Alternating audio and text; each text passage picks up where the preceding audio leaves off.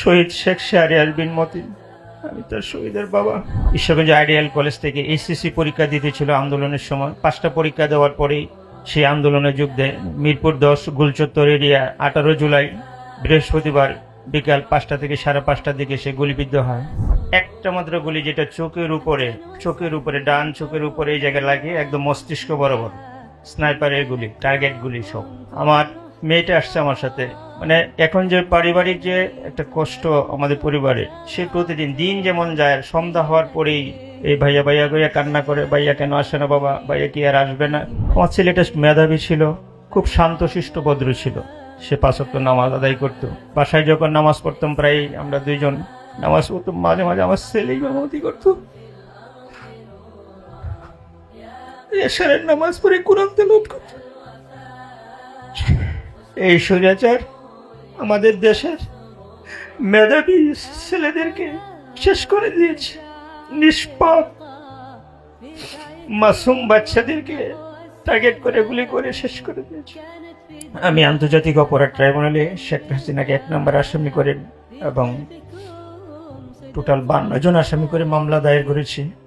মামলা প্রসেসিং এ আছে। তবে আমরা হতাশ, এই 7 মাসের যে রেজাল্ট দেখতেছি আশানুরূপ না। সুকৌশলে আসামিরা দেশ থেকে পালিয়ে চলে গেছে। অনেকে দেশে গাপটি মেরে আছে, তাদেরকে ঠিকমতো অ্যারেস্ট করা হচ্ছে না। আমরা শহীদ প্রেমীগুলো এখন এরকম অবস্থায় আছি, যে বিচার না হয় তাহলে আমরা সামনে খুব বিপদে পড়ব। যা ইতিমধ্যে আমাদের শহীদ পরিবারে অনেকটি হুমকি দামকি দিচ্ছে। এটা দুঃখজনক যে এরকম একটা বিপ্লবের পরে এই শয়তান, এই শেখ হাসিনার দোসররা এখনো বহাল তবিয়তে আছে, প্রত্যেকটা সেক্টরে আছে। তো অসংখ্য ধন্যবাদ যে শহীদদের যে স্মৃতি, শেষ দিনের যে স্মৃতিগুলো নিয়ে কাজ করছে যারা।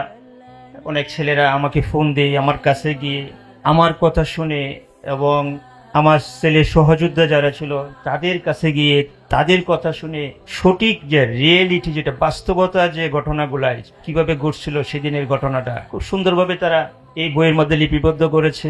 আমি আমার অংশটা আমি দেখছি। অসংখ্য ধন্যবাদ যে আপনাদেরকে শহীদদের এভাবে লালন করেছেন, এভাবে তাদেরকে সম্মান করেছেন, এবং আজকে শহীদ পরিবারকে আপনারা এখানে ইনভাইট করেছেন। আমি আমার ছেলে শেখ শাহরিয়ার বিন মতিন সহ সকল শহীদের পরিবারের পক্ষ থেকে আপনাদেরকে জানাই আন্তরিক অভিনন্দন। এর উত্তম বদলা আল্লাহ পাক আপনাদেরকে দিবেন ইনশাল্লাহ।